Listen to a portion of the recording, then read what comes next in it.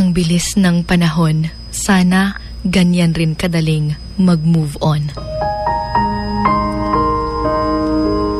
Naka-move on ka na ba sa kanya? Hindi mo na ba siya iniisip? Hindi mo na ba sinisilip yung phone mo every now and then para tingnan kung nag-message ba siya sa'yo? Hindi mo na ba hinihintay na mag-online siya? Wala na ba nimo gina-visit ang Facebook wall niya? Hindi ka na ba nagiging interesado sa tuwing naririnig mo yung pangalan niya?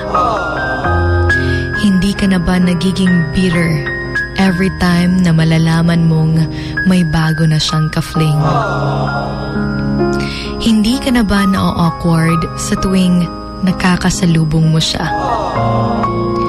Hindi ka na ba umaasa pa sa kanya?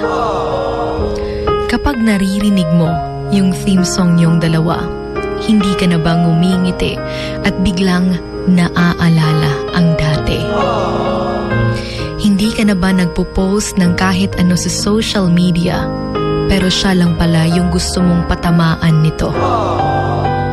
Ini-stalk mo ba ang bagong partner niya? Mahal mo pa ba siya?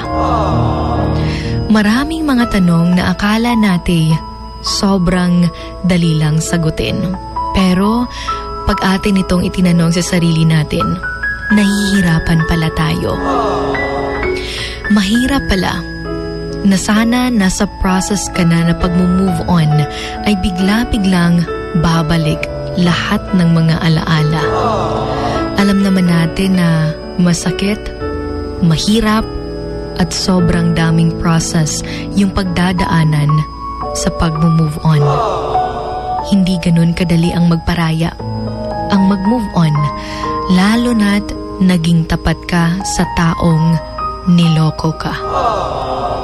Mahirap dahil maraming mga pagsubok na yung napagdaanan yung dalawa at mga masasayang araw na tila ba'y nasayang lang dahil bumitaw siya. Mahirap dahil kahit anong pilit mong kalimutan siya at kalimutan yung sakit na binigay niya, naaalala mo pa rin yung mga masasayang araw at pagmamahal na pinagsaluhan yung dalawa. Hindi basta-bastang masasabi ng iba kung paano ka makaka-move on o di kaya'y